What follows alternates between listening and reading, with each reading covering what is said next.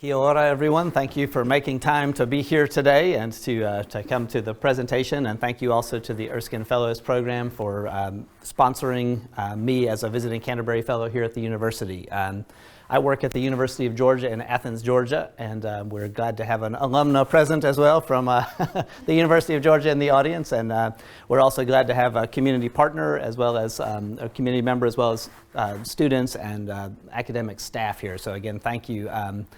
I want to talk with you for the next hour or so a little bit about this idea of university community engagement. I work in the University of Georgia in our Office of Service Learning, and so I want to tell you just a little bit about what's going on. So my background is actually language education. So I started off as a Spanish teacher, and then from there did my doctorate in language education. And then we had a very large growth in the state of Georgia, starting with the Atlanta Olympics in 1996 and going forward from there, of growing number of students and kids and families from Latin America, primarily from Mexico. And so one of the things that we very quickly discovered in the College of Education, where I was located at the University of Georgia, is that we weren't really preparing teachers or schools to be able to do that work. So that was what I did for a number of years, was help work with schools all around the state of Georgia on the educational success and techniques to use with kids who are still learning English. Around this same time in the early 2000s, we had the great fortune in our community to have a retired Catholic nun from Spain who, with two other retired nuns, set up a community center in a mobile home park in the north part of our town that was ministering to and working with and trying to provide for the needs of these immigrant families and kids. And one of the, Sister Margarita, who is the lead nun there, was looking at the kids in this 200 trailer mobile home park and saying, you know, these are kids whose parents don't speak English. They weren't ever part of the U.S. educational system. They don't know how to assist their kids with homework help. They can't necessarily follow with parent and teacher conferences. If we could get some of our University of Georgia students to just sort of come through the doors and help with our after-school program, wouldn't that be great? So she started an after-school program to provide help for the kids from kindergarten through third grade with homework and with other assistance.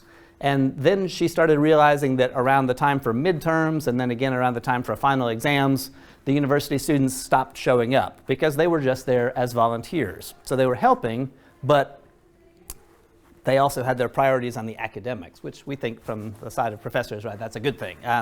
But then she said, well, you know, if they could be taking a class and getting some credit for doing this work, then I'll bet they would show up for the entire semester. So she found two other faculty members, actually in agricultural economics, who agreed to do an independent study class to give students the chance to sign up for an independent study course and to help and take part in this after-school program and get credit. And sure enough, they started showing up and they were able to be there for the whole semester. So right around this same time, those professors decided they wanted to be involved in other things. They didn't really want to be running an after-school tutoring support class for independent study. So our center took that class over, and I had the chance then to teach it because I was a little bit skeptical. I was saying, why are we giving people credit for doing volunteer work?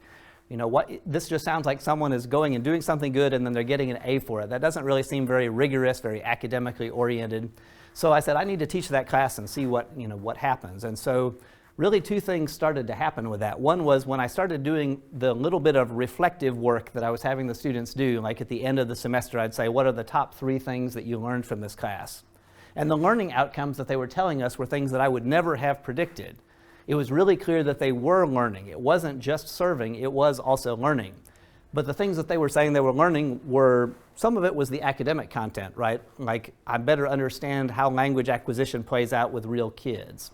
Or I definitely have a better, more nuanced awareness of what it means to be an immigrant beyond just sort of what I thought I knew from hearing my parents talk about it. But then they also said things like, I learned patience by working with kids. Or they said, you know, people told me I could be a good teacher, but I was never really interested in education. But now that I've worked with these kids, I actually think I could be a teacher and I'm going to change my major to education now. So one of the things I learned was that there definitely was some learning going on here. But the other thing I learned was that I had no idea how to teach this way. I had no idea how to provide support. I didn't even know what this kind of teaching was called, much less that there was a theory of how to do it more appropriately and kind of how to engage with the community in correct ways. So fortunately for us, we, like many other universities in the United States and indeed worldwide, have started to move into providing institutional support for community engagement efforts. So a lot of universities, ours included, have an office of, in our case, we call it the Office of Service Learning, and we focus on academic service learning and community engagement. There are actually a lot of different ways that that plays out. Sometimes it's more on the academic side, sometimes it's more on the student affairs side. But there are hundreds of universities that have gone through the process to actually get designated as a community engaged institution by the Carnegie Foundation for the Advancement of Teaching. And there are additionally growing initiatives around the country to really embed that into the curriculum more fully.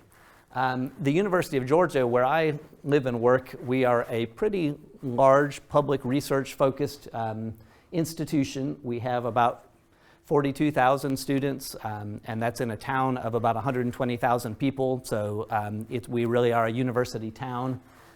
We also have this notion in the United States. There are institutions called land-grant institutions, which basically dates back to, at the time of the U.S. Civil War, the federal government gave a grant of land to be sold off to be able to support public universities, and in some cases private universities, that agreed to sort of reorient themselves to think about what are the needs of the people all across our state.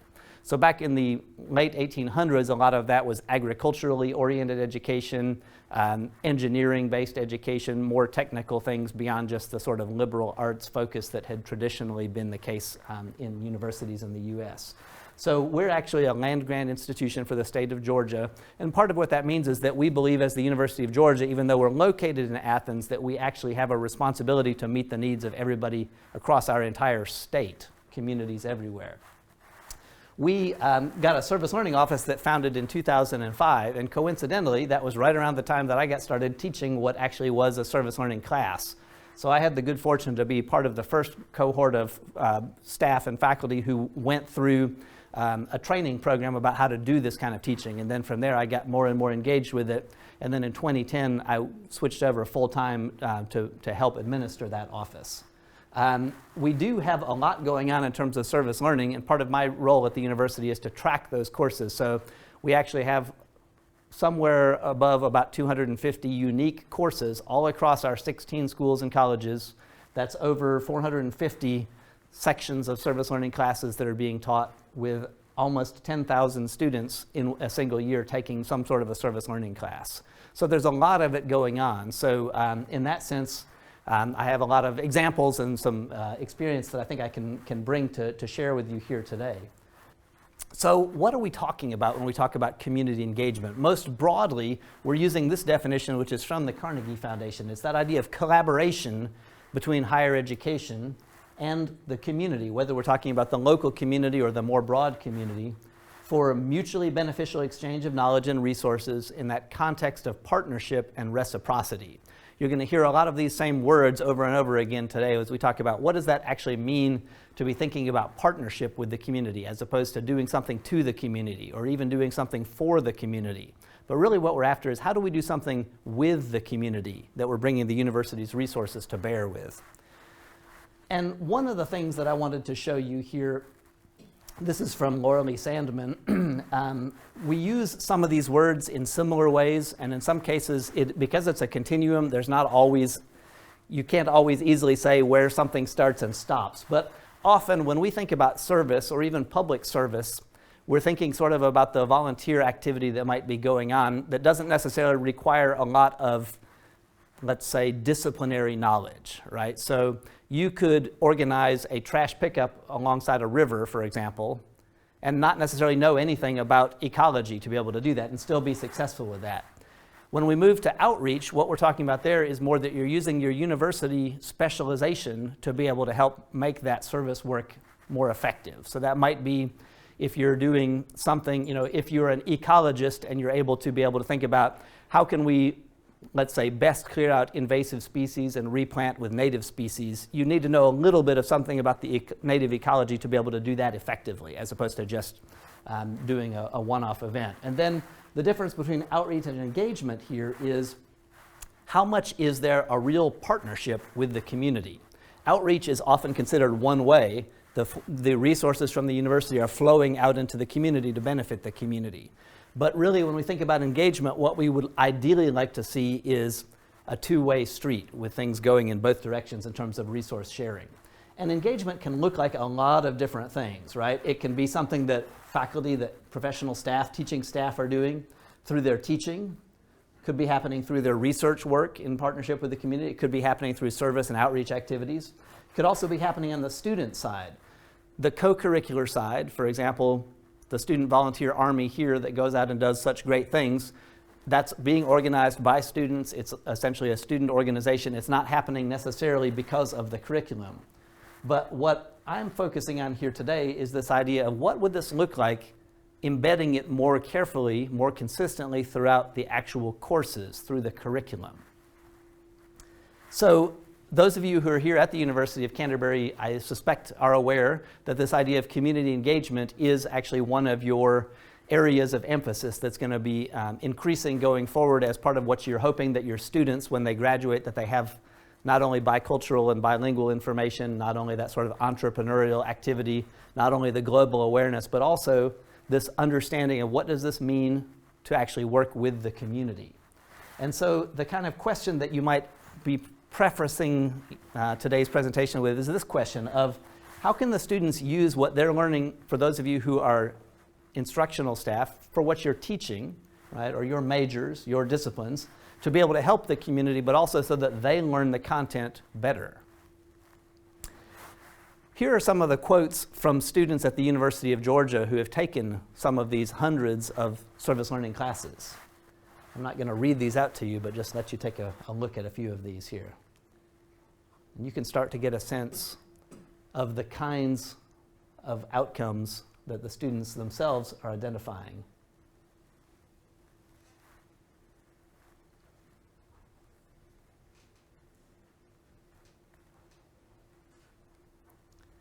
And we love when we hear students say things like this, I wish I could repeat the course over and over, right? How many of us do get that in our regular classes?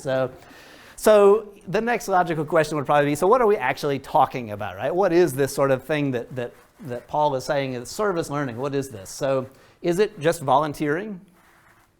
Is it, you might say, well, we're already doing that, right? We have internships or we have field placements.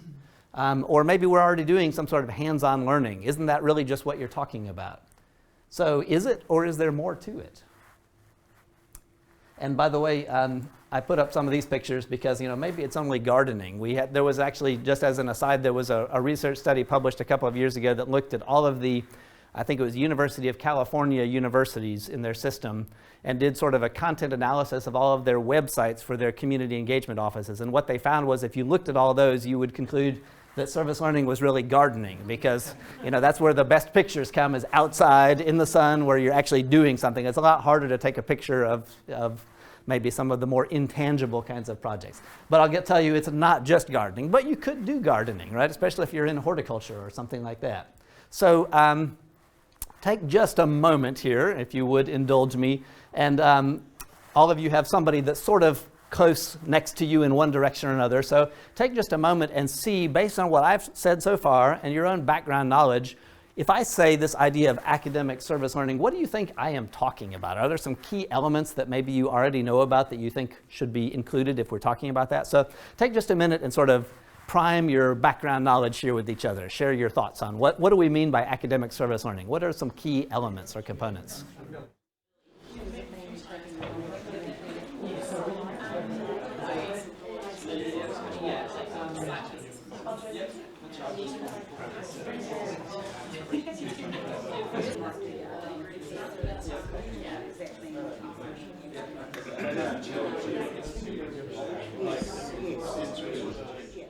All right, so you've had a chance to kind of prepare your thoughts on this. Are there any brave souls from the audience who would like to share?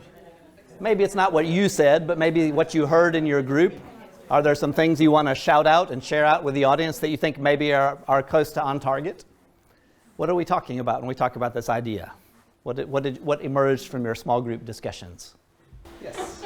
Oh, we were considering the reciprocity between academic and going out into the community. So, and so far to not just going out and do something with and for the community that they want, but also bringing in the academic knowledge, enriching this process, and then also taking back the experience to enrich the academic process. Okay, great. So that sort of, that reciprocity and partnership is definitely part of what's on from your group, I think, came out. Great.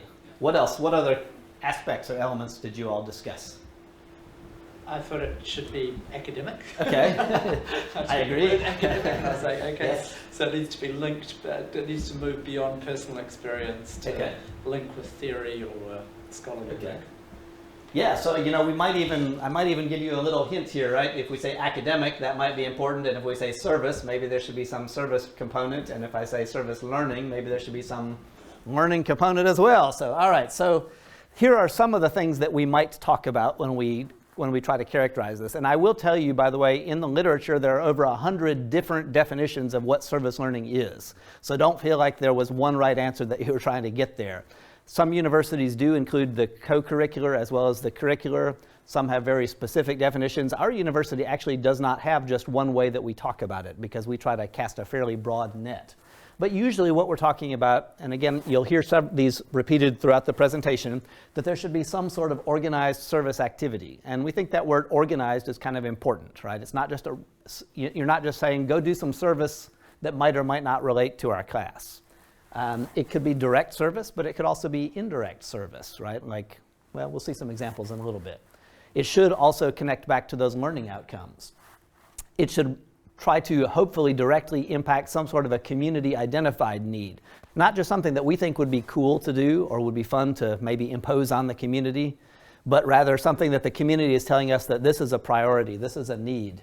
And it should be something also that relates to the public good, meaning if you're taking an advertising class and you're saying we're going to do a hands-on project for Coca-Cola to help them expand into third world markets, right? We would probably say, well, that's great hands-on learning, but that's really not service learning because Coca-Cola probably does not need more market share in the developing world that our students are helping do. We'd say, where is the public benefit to that? Whereas instead we might say, what about if you had your students do an advertising campaign for a local nonprofit that is trying to work with battered women, for example, right? They could gain the same content knowledge by doing the same sort of project, but in this case, they're flipping it to benefit the public good. And in fact, in some universities in the US, especially ones that are coming from the Jesuit Catholic tradition, that idea of a social justice component is actually a requirement for it to be considered service learning. There should be this idea of critical reflection, really thinking about what is the link, as we'll talk a little bit more about, between the service activity and what we want to learn. And then, as your group already identified so clearly, the idea of mutual benefit and reciprocity. When we talk with our undergraduate students at the University of Georgia, this is often how we sort of take that all into a very small definition for them, is applying what you're learning about in the classroom, those academic skills and knowledge, to address that community need or issue or problem. And we're doing it because, as we tell the students, you will actually learn the content better when you do it this way than through a traditional lecture. So I'm going to take just a moment and show you a video that we produced at the University of Georgia that I think does a good job of telling you a little bit, well, showing you rather than just me telling you what we're talking about here.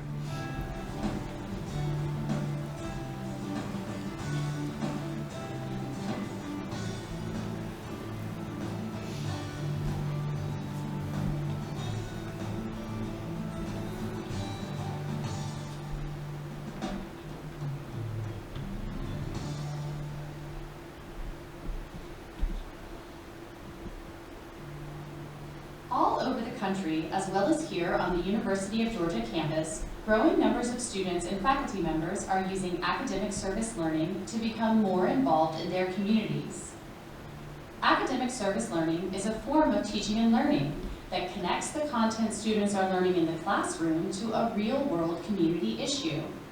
Through academic service learning, students learn the educational material more deeply, learn how academic knowledge can be applied and integrated, and understand their communities and what these partners view as important. At the same time, the community can benefit from the projects, energy, ideas, and support provided by students who are applying their growing expertise to help. Academic service learning is different from community volunteering because it is based in a course, and the service activities are relevant to advancing the course's learning objectives as well as benefiting the community partner. It is also different from a traditional internship in that service learning focuses explicitly on mutual benefit. Both the student and the community should be gaining from the academic service learning experience. Academic service learning is a unique form of education.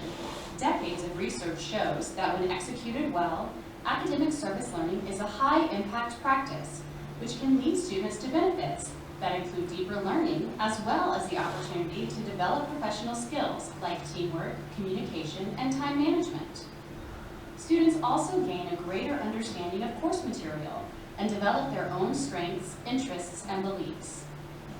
There are 4 key components of academic service learning.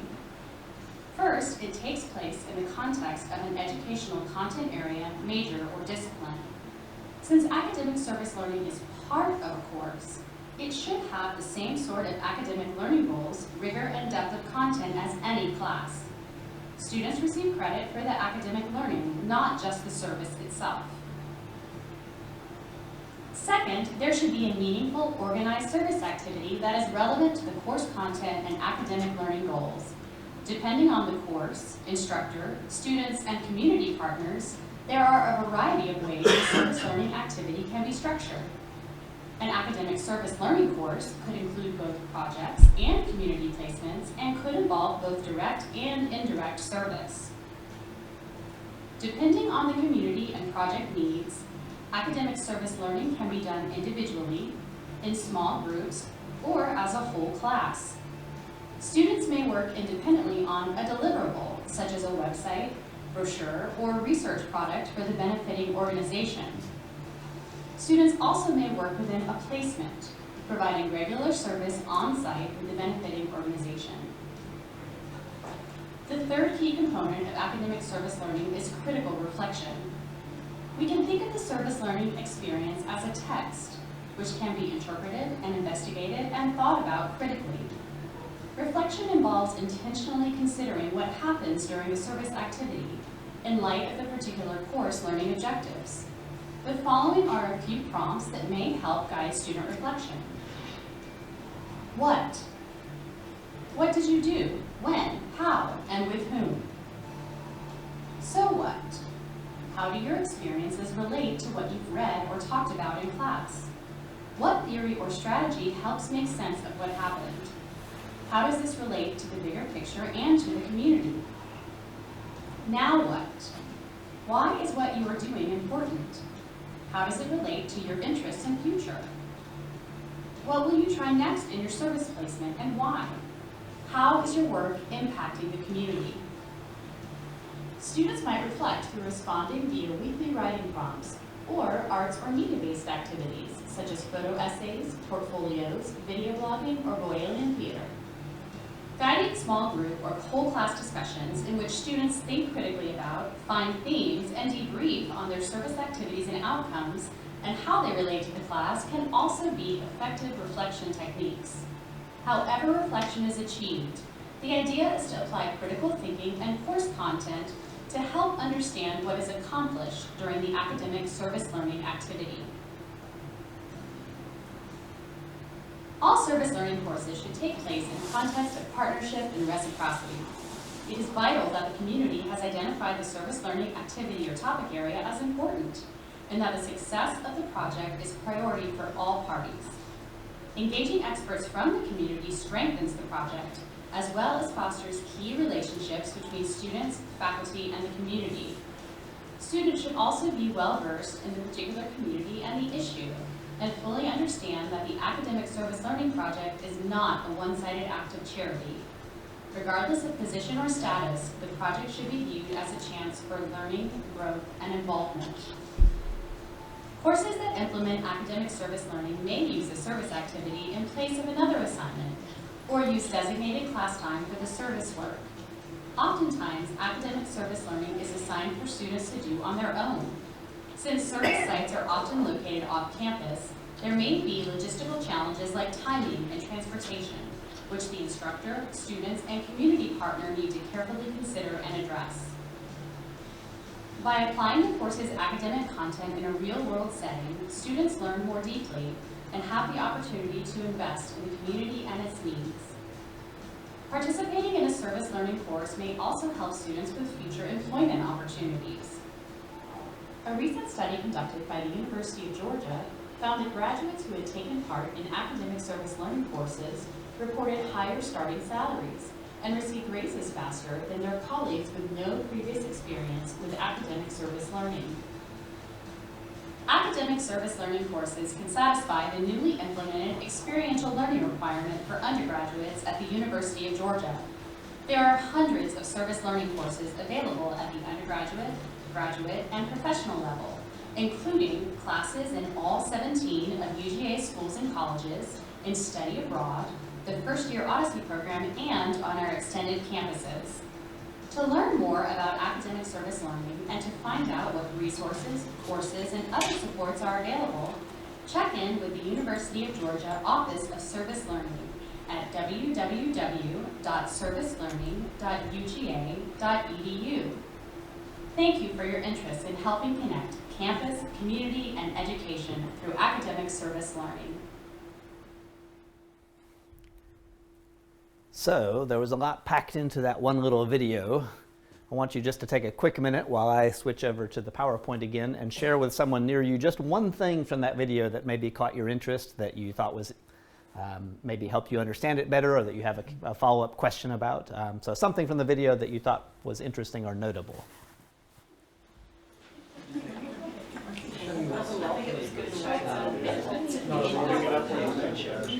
All right, thank you. I know there's a lot to talk about there. Are there some things that you want to share or ask about for the whole group right now? What came up that you found notable or that you have questions about still? Is there something from this group? Your colleagues are nudging you forward there. It sounds great and it looks great, but one thing that caught my attention was what about the financial aspect of it that may arise out of a particular project that students or a group of students undertake? Yeah, so the financial aspect, some projects don't take any financing, right, because they're just taking the time and the energy and the knowledge. But one of the supports that our office actually provides on our campus is that we have small grants of up to $500 that a class can apply for, that we can provide funding so that if they need specialized materials or they need background checks for a particular placement, or they have other expenses, that they can do that. We also have a separate set of funding to help cover van transportation, so that because a lot of the actual community need is off campus and there isn't always public transportation to get there.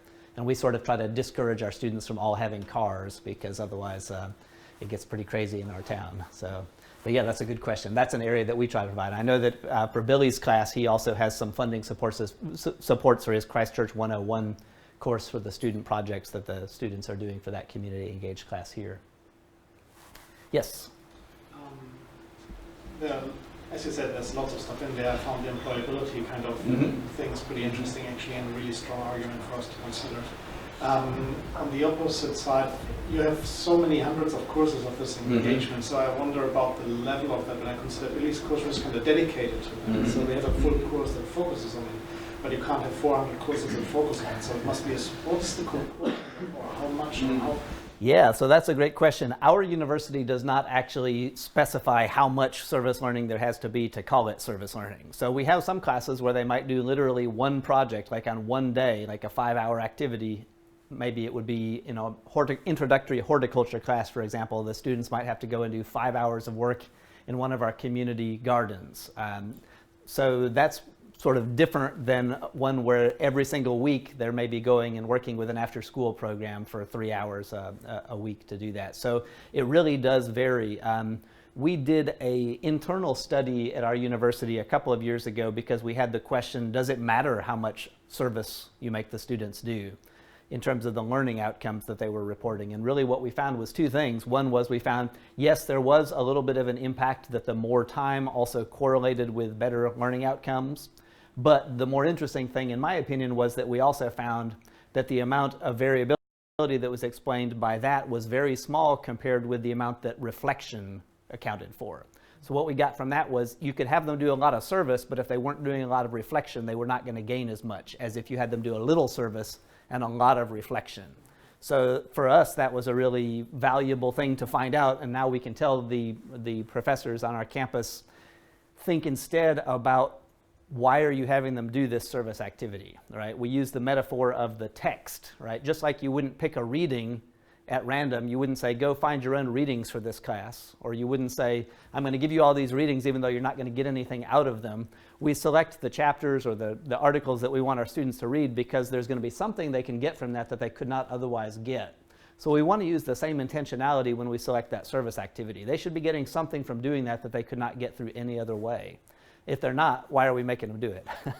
So is the reason, go ahead. So one of the reasons there are so many is because you're making the service learning discipline specific.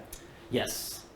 Well, I guess that's one. I think the reason why there are so many is that our faculty, our professors are seeing the benefit, and our students are wanting those kinds of classes. But as opposed to having 10 generic service learning courses that anyone in the university could choose. Right. They are intended to be discipline specific, and most of our courses are actually at the 3rd or 4th year level. Although interestingly, there's some research going on right now that suggests that more ones at the 1000 level, the 1st year level, actually would have could potentially have a stronger impact on especially underrepresented students continuing in college and graduating. So there's a bit of a, we would really like to see them at all levels. We have them in our graduate courses as well. We have, and in our professional schools, law, veterinary medicine, our medical partnership as well.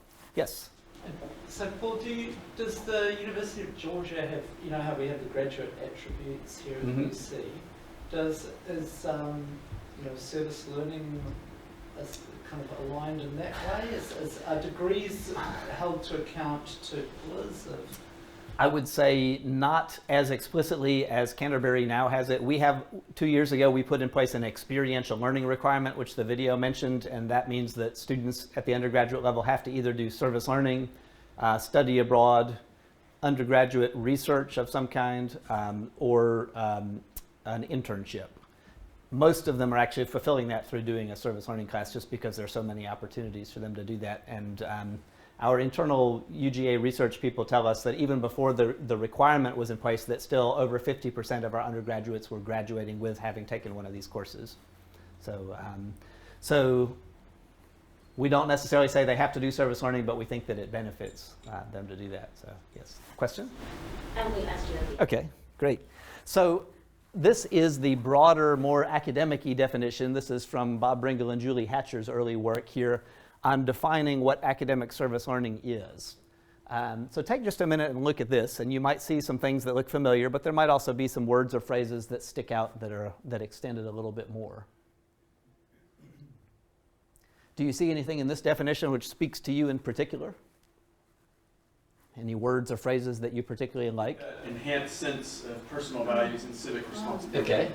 Because that's really widening this beyond reflection for your own good. Right. Yeah, and this is something that often traditional classes would not even probably think about, right? That we want to teach not just the course content, but also better understanding the why, right? Why should I care about math? Why should I care about biology?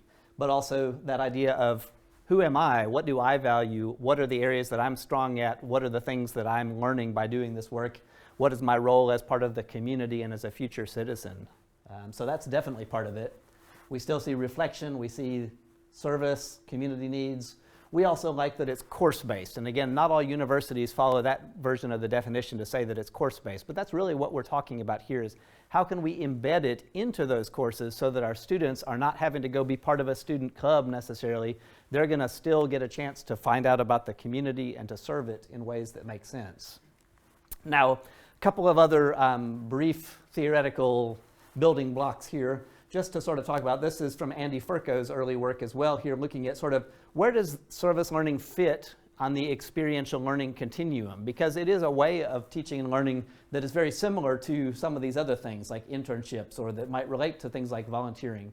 And really what he said was there are these two axes that we're looking at. Is the focus more on the person giving the service or being served? And is the focus more on what is someone learning from it versus what is the service activity? And so, for example, in a traditional internship, the focus is really on the student developing those professional skills of what it is like to be in a workplace environment for this particular discipline. We're not really caring about necessarily are they helping someone in that internship. In fact, you could probably argue that, for example, in teacher education, right, when we send a brand new student teacher out to go do some student teaching, they may actually be less effective than that 20-year classroom teacher that they're temporarily displacing. So there might actually be less good service happening, but we do it because there's that focus on the learning and on the student's professional development. And what we're saying here is that service learning ideally should be a balance between those two things. Now, we don't always accomplish that, certainly not in our classes, and this is another way to think about it here, right? That the course that I created was really one that was intended to support the university students who are going out and doing this after-school program. So I built the entire course around the service needs, right? What do these students need to know about educational theory? What do they need to know about language acquisition? What do they need to know about motivation, about how to teach mathematics, etc.? And so the focus was on the service. Many of our professors start at it from the perspective of, I've already got this class, and there's some particular components of the learning that I think would be enhanced by including a small service component. And so, therefore, if I'm already teaching let's say, English composition to first-year students, but what about if we had them write about, rather than writing about Shakespeare, what about if we had them write about the needs of the animals that are awaiting adoption at the local animal shelter and wrote those in a way that they had a real audience in mind, and they could just do maybe one or two of those assignments and be helping the community but also learning better. What we want to avoid is this, right, where there's not much service and there's not much learning and they're totally separate. Instead, in an ideal world, it would be this: a lot of service, a lot of learning, and as the hyphen suggests, they're linked together in really intentional ways. But it's okay if your courses don't necessarily meet that. You might also be thinking this question, right? So this is a lot of work, right? Why in the world would I want to add that on to the things that I'm already trying to do?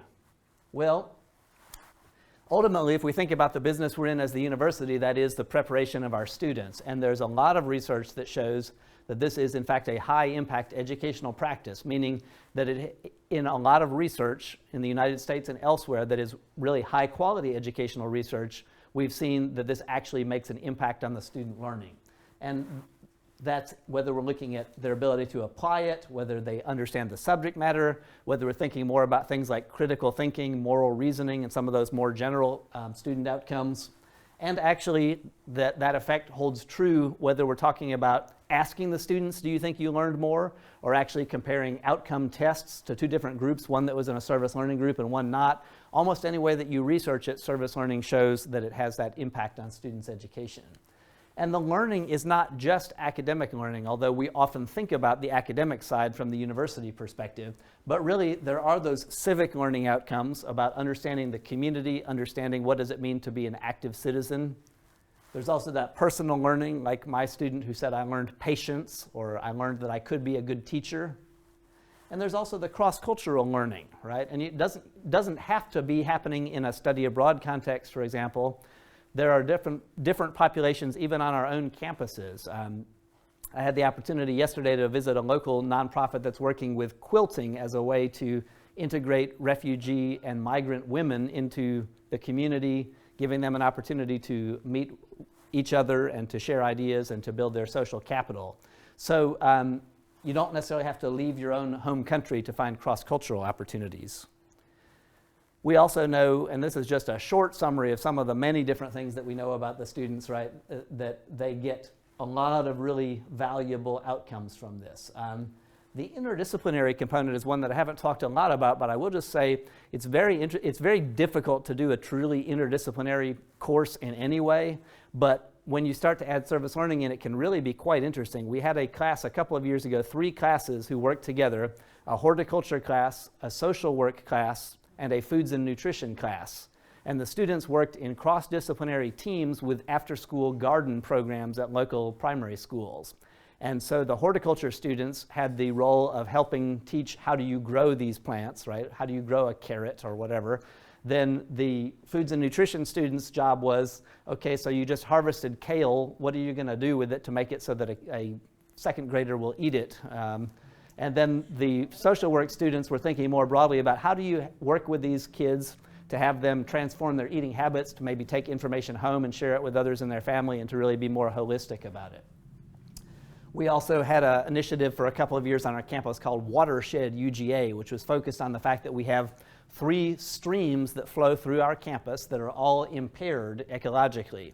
And so we were able to have teams of students work on all different aspects of this problem, including art students who were saying, how can we sort of daylight the watershed? How can we put together a public art installation that reminds our fellow students and the public that there's a stream that flows under our football stadium, for example?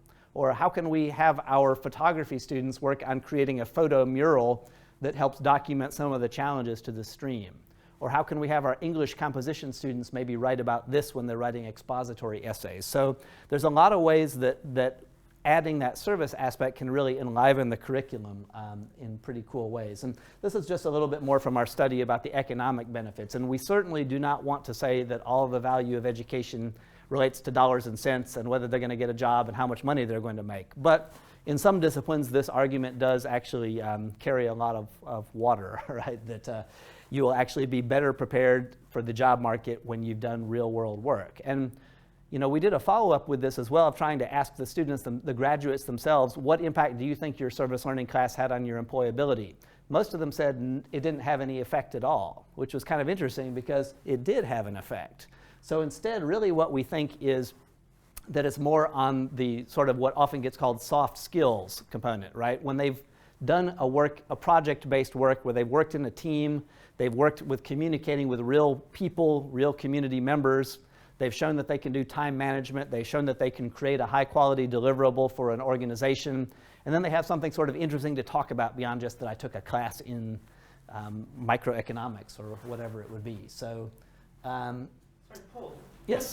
With that statement there, is it possible, so I'm just playing a little devil's advocate, my brain works that way a little bit, but that those students who signed up for the service learning were already predisposed to being more outward-facing? That's an excellent question, because there is, in our overall research on service learning, there is a very real critique of that sort of self-selection thing, right? That if a student is already service-minded, they take a service learning class and you test them at the end and say, wow, they are very service-minded. It must be because of the class, right? So we actually did a follow-up as part of that same study to try to answer that question. And we did that we have an end-of-course survey of our students. And at the time, which the data was actually from 2011 for the study that we did there, the majority of the students told us that they did not know it was a service learning class when they signed up for it. So it was a surprise to them that they were having to take service learning. Since then, we have gotten many of our courses actually have an S suffix on the course so that students, we think it's actually sort of more fair to the students to know that there's going to be an outside of the classroom component that you're going to be expected to do. And in some cases, we even try to build that into the course description when they're registering so that they see, I will be expected to keep one afternoon a week for the tutoring program or something like that. But yes, that's an important question. We don't think that was the case here just because we did look at that and most of them didn't know. In fact, a lot of the students who answered our survey were uncertain about whether they'd really even had a service learning class because we didn't really talk about it that much as being that way. So reciprocity, mutual benefit, we might say, what benefit is the community getting? And hopefully that's pretty clear, right? The students, in many cases in our community, a lot of the nonprofits literally could not function without the volunteer support, without the manpower, the energy, the enthusiasm, and the actual bodies in the room to do the work that they're doing. But equally important is people who are working in the nonprofit sector are doing that because they are very passionate about certain causes, right? Whether that's homelessness, whether that's anti-hunger initiatives, whether that's environmental degradation. And when they get the chance to share that information, right? So last week, the Christchurch 101 students, for example, were working in a community healing garden, and the group that uses that brings men, I think it's men who are recovering from addiction to drugs and alcohol to work in that garden and to have a place where they can reunite with their families and do different things like that. And when the staffers from that organization get a chance to share their message and why they're doing the work that they do and why it's important with a group like students who may have never thought about addiction recovery, it's really valuable for them to get a chance to share that. And Paul, that added a whole different layer, because we had done the work for a couple of hours, and we kind of knew why we were doing it, but then when the woman from Odyssey House came and said, this is really what you've saved us some time to do, so our folks can come enjoy this a little more, sort of. And that's where it transforms from just service to really service learning, where they're really understanding some of the lessons from that. And, you know, again, not to understate this, it is really important when we recognize as academics that not all knowledge resides here on our campus, right? The people in the community have a lot of expertise, whether we're talking about indigenous knowledge that maybe is going to really transform our way of thinking, or whether it's just the lived practitioner experiences of people who've been in the field doing this work with real people with real community issues. That goes a long way. For people who are doing the instruction, this is a lot of work, and I won't sugarcoat that, right? But I will also tell you that our professors who do this tell us, we've had ones who said, well, you know, I've been teaching the same way for 20 years, and I'm just kind of getting bored. I'm not really looking forward to being in the classroom anymore. And then when I started doing the community part, it really reinvigorated me in terms of the teaching that I'm doing and made me excited to be in the classroom again. We also have a lot of people who tell us, you know, when we're just doing lecture and even like readings and the students, we expect them to read and come in and be ready to talk about what we read. And they just look at the table and say, don't call on me, right? I didn't read it, or I don't really know what you're talking about. But when they've had that real world experience, they want to talk. They want to be engaged. They want to share and to be able to do that. We've also got a number of our staff who have developed new research and publication lines around this kind of community engaged work. And we also know that our student evaluations at the end of the semester actually tend to be more positive in service learning classes than in traditional lecture ones. It seems to disrupt the usual sort of student-instructor relationship in good ways. So again, to boil it down to what we're talking about are these sort of areas: relevant service, that academic material, critical reflection, and reciprocity. So I just want to hit a few more points about this. This idea of listening to the community is really important. We have an example of this from our university. Unfortunately, one of our key community partners is our local Council on Aging. And a couple of years ago, they had a class that came out and was doing surveys around food insecurity with some of the older adults who were in their Meals on Wheels food delivery program. And the class found out that there was still a high level of people whose needs were not being met by the program. But they didn't tell the Council on Aging. Instead, the faculty member just published a research article about that. And it wasn't until the Council on Aging read that and they realized, wow, we've got these people that for the last 2 years we could have been serving and meeting their needs, but nobody told us that they had discovered those needs. And so they were understandably quite upset that the university had asked them to be a partner with all this stuff and then never bothered to actually share back the very important findings from that applied research. So we really want to make sure that we do deliver whatever it is back, that we think about all of the things that we would need to talk about in advance. This takes often some advance work, right? If we're going to set this up, to think about who can I work with? Who's a good partner? What is the issue area? What are we required to do either by the university or the community partner in terms of risk management, or are there background checks, or are there paperwork that we need to do? How well does their needs meet our academic semester timing, right? The time of year and the number of weeks maybe that we have available. What about, are we working with first-year students or are we working with graduate students? Their level of skill is going to be quite different in terms of what we need to have them be able to do, and us thinking about that is definitely part of it as well. And certainly this component of reflection, of celebration and demonstration is also important, right? Celebrate with the community, celebrate with the students what we've done, but also make sure that we are closing the loop and giving them that information back that we find. So you might be wondering, what are we talking about doing here, right? What would the students do? And the real answer here is it's really, really variable, because since this is a way of teaching and learning and it can happen in almost any discipline, it can look like a lot of different things. It can be a project, right? Maybe they're developing a website, or maybe they're developing a research brief on a particular area. Maybe they're developing a nonprofit governance plan for a nonprofit. Or it might be a placement. Maybe they're going to the animal shelter, or they're going to the local nonprofit, or they're going to the after-school program and helping. It could be optional, it could be required, it could be the whole class doing the work, or individuals or small groups. It could be during our class hours or structured as a separate assignment. And really, it depends on what you find out that the community needs and what the opportunities are there. So here are a few examples from some of our UGA courses. Just, again, a very few cherry picks from the hundreds of actual ones we've got.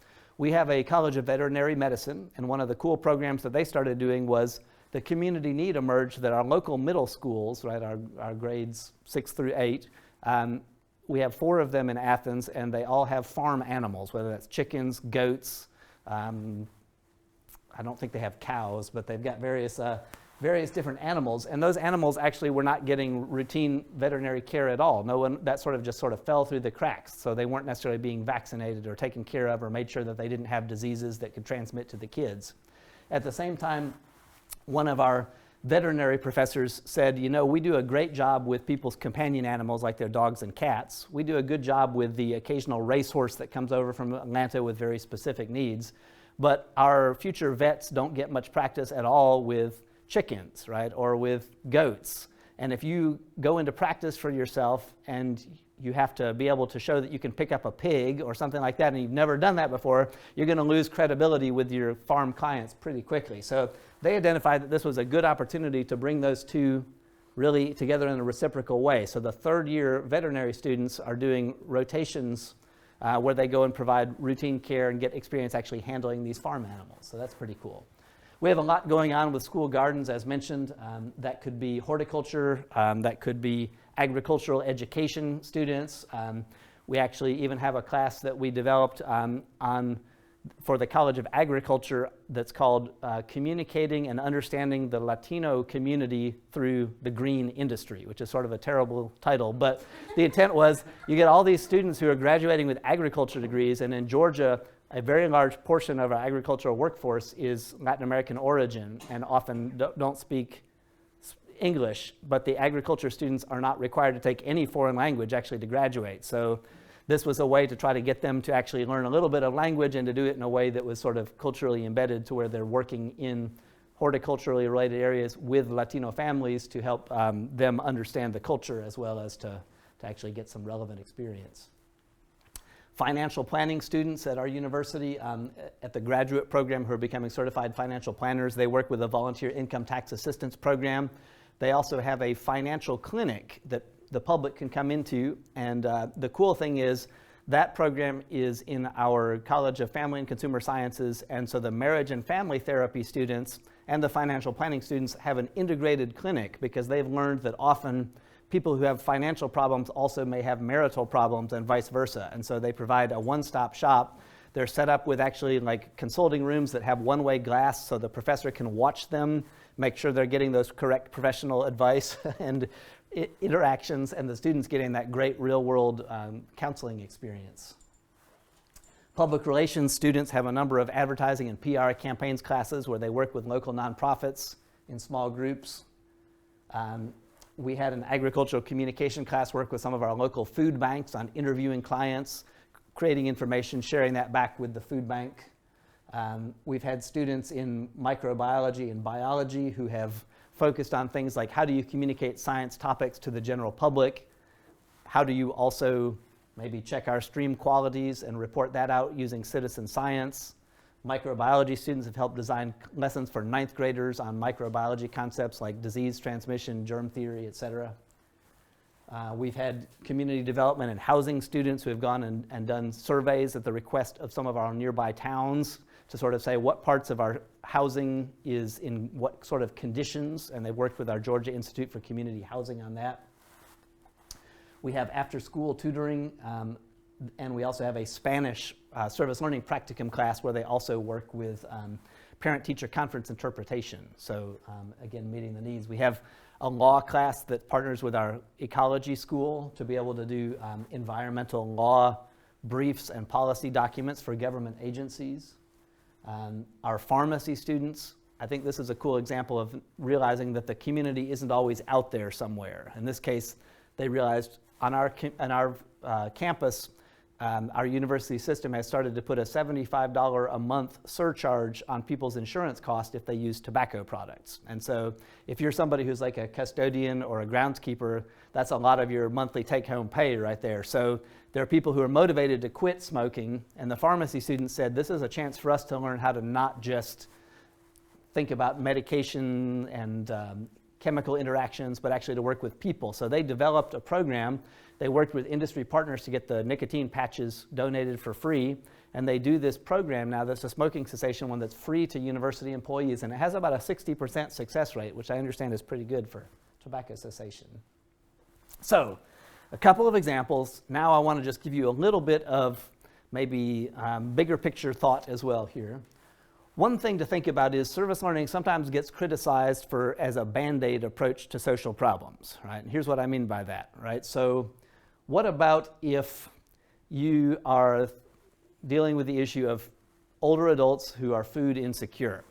If you develop a service learning class that goes and feeds the people, right, you might say, well, we're solving that problem, right? We're feeding those people. But if you're only doing this sort of charity model of giving people food because they're hungry, you're sort of missing the question about why are there older adults who are hungry in our community in the first place, right? What would we have to transform or think about differently to actually resolve that problem rather than just respond to the problem?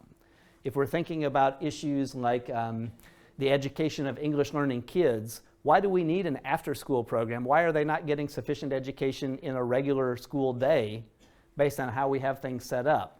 So while we do want to help with that, we also want to be thinking about and engaging our students with what is that broader social issue that's under that, so that we're not really just putting a Band-Aid on problems, or in the worst case, perpetuating those problems by making it look like, oh, the university solved that, right? We don't need to create any more social network issues here because we've got already the university class that's already, feeding those people, so we can just move on to the next problem. So that's one issue that we also encourage our faculty members to think about. Even if social justice is not maybe at the top burning most motivator for you as an instructor, we might say, even so, we encourage you to think about what is the social issue and how does this class relate to that.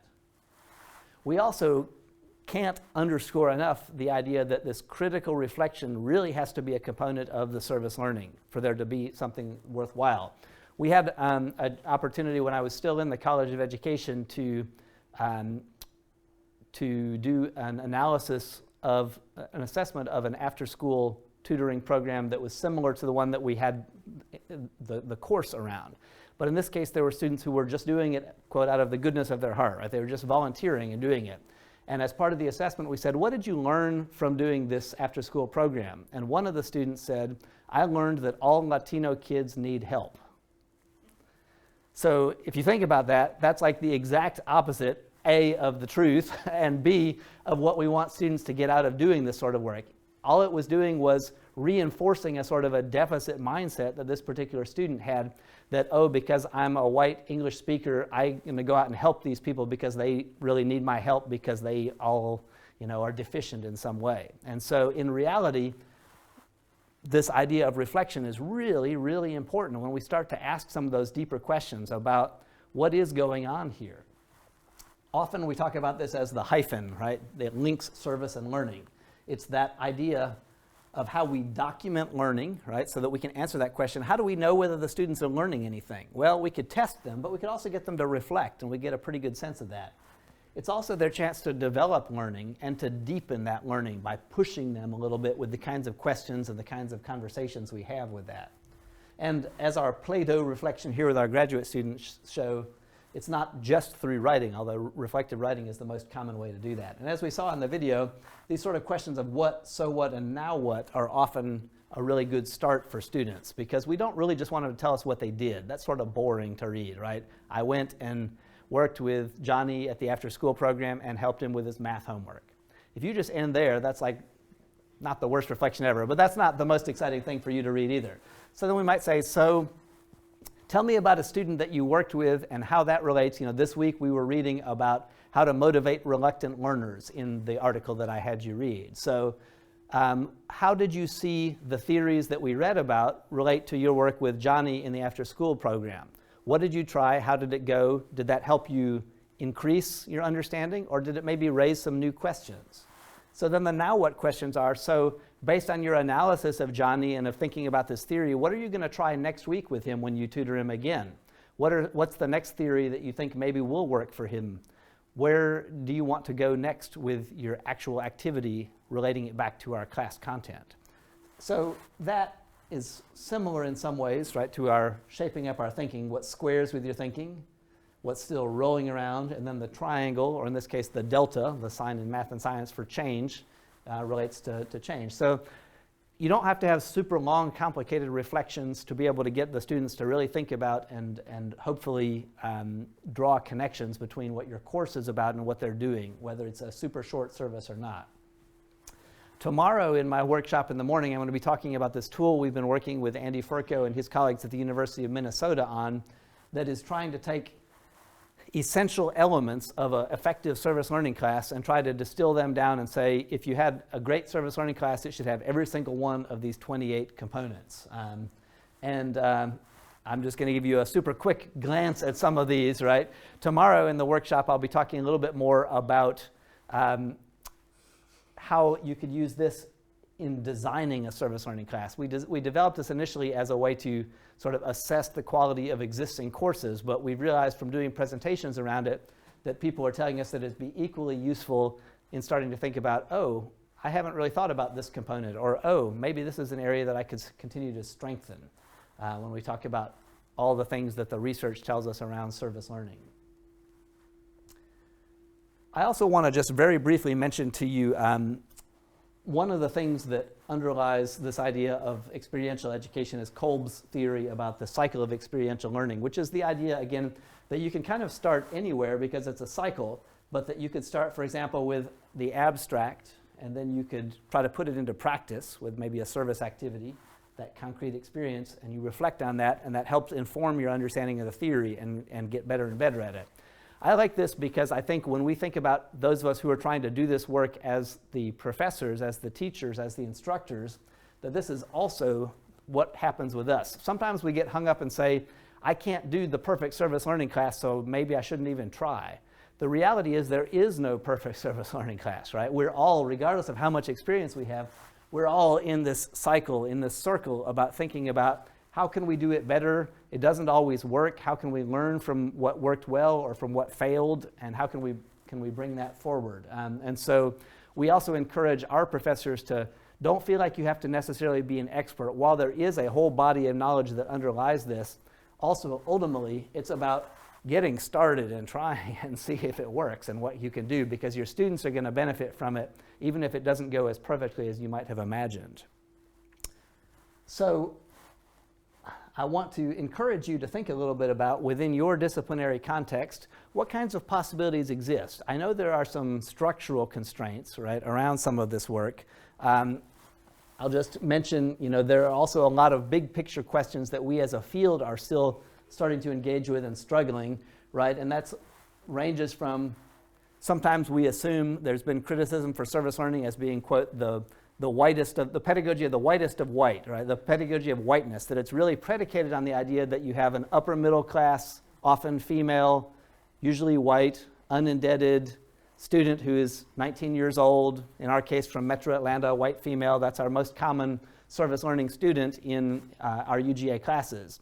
And so we make some assumptions when we design our courses around that maybe unproblematized imaginary hypothetical student.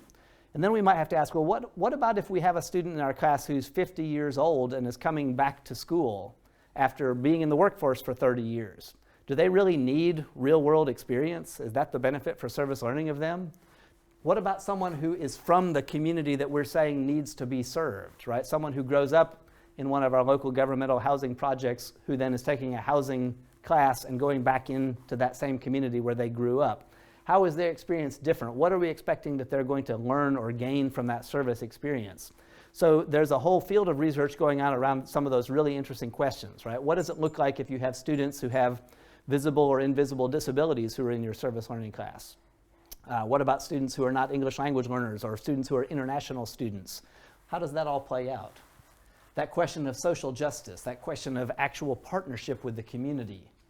And then, of course, for those of us who are embedded in university context, there's also this question about, is my university even set up to reward this, or much less even just to allow me to do this kind of work in terms of how I'm maybe contracted, or the way that my courses are assigned, or the amount of time that I've got, or the funding that I've got available. So there's a lot of questions that really, this is a great thing, and we often are in that position of saying, rah, rah, yay, service learning, we're the cheerleaders for service learning.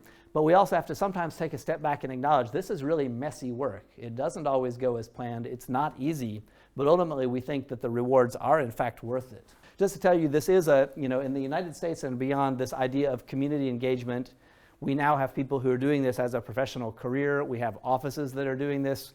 Here at your campus, Billy is the go-to guy to make the things happen here, and he can also assist you with things like thinking about what does this look like in my course, who are some potential community partners, what could this look like? But I want to encourage you and have you think about going forward. Maybe take just a moment here with our square, circle, delta reflection and just chat with the person near you, thinking about the overall complexity of what I've just talked about. What did you hear today that squares with your thinking? In other words, what reinforced what you sort of already thought you knew about university community engagement? What are you still wondering about in relation to that work? And how about putting some things into practice? How would you actually do that? What first steps could you take in your discipline or a course that you're involved with or in your future career? So let's just take a brief moment, and I'll ask you again to indulge me and just take part in a little short reflection with your colleagues near you to talk about these 3 prompts, or one of them if you prefer.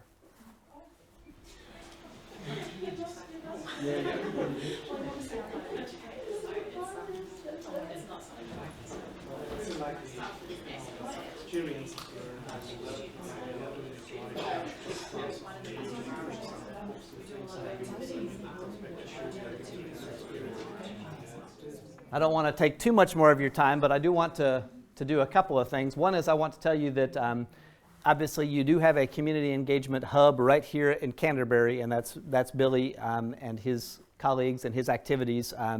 I'm also really happy if there's an opportunity to follow up and have discussions with any of you either during the next week while I'm here or remotely after I return to the University of Georgia. I'd be glad to continue to share resources, to help answer questions, to think about what does it look like to connect you with colleagues in your discipline who are doing this work in other parts of the world. Ultimately, our students really do tell us that this is worthwhile to do, even though it is a challenge sometimes to figure out the logistics and how to make it all happen effectively. I would be happy to meet with any of you also, as I said, during the next week or so while I'm still here. If any of you want to have a follow-up, tomorrow morning I'll be doing the workshop at 10 o'clock, focusing more on our service learning quality assessment tool and some of those 28 specific components and what those might look like in trying to design a course. But in the meantime, are there particular questions or comments or thoughts that any of you have from your discussions that you'd like to bring forward as we move towards conclusion? Yes, sir. How do you rank this work in your context with distance students? Do you work with distance students? With distance students, we do have a growing number of courses that are, you're talking about like online courses? That, online students that are in other parts that you can't just slot. Right, yeah, that is a growing opportunity, we'll say. We have several faculty members at our university that are doing an effective job with that, and there's one of our great colleagues who is actually she teaches a service learning class in adolescent development, and her dean asked her 3 or 4 years ago to convert her class so that in the summertime that it's an online distance class because so many of our UGA students are elsewhere. And she had to really stop and think because the service activity she was having them do in her face-to-face class was working in an alternative high school with students who were sort of struggling with school and with maybe, in some cases, they might have already had a child or they might have been imprisoned or other things that disrupted their regular studies. And so she was having them apply their knowledge of adolescent development theory to work with those kids as sort of near-peer mentors.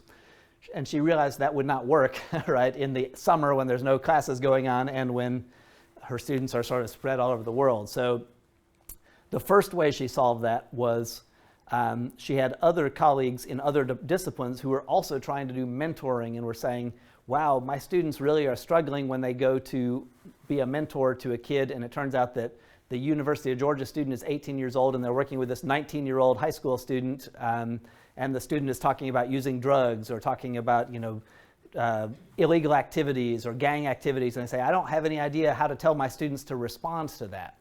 So what this professor did was she had her students create a guide of how to take adolescent development theory and use it in other classes that are also trying to do this sort of near-peer mentoring work.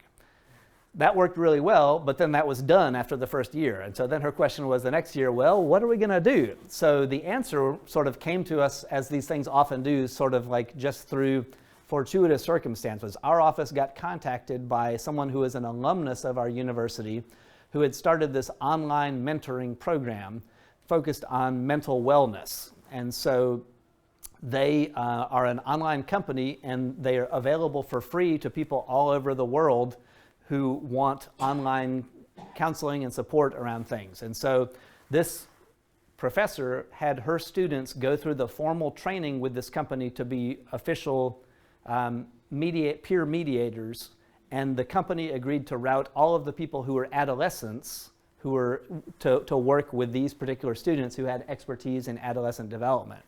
And the students really got a lot and continue to get a lot out of this, because they are also now, the big added benefit is they're seeing what does adolescent development look like in other parts of the world, not just in the United States context. So if they're working with a student in Saudi Arabia who is having issues around coming to terms with their sexuality, the students at the University of Georgia are able to put that in context and say, well, here's what we know about adolescent theory and about some of this, and don't worry, you're not alone. Here are some resources, here's some information we can provide you. So that's been one single example. It is challenging, but it is also doable.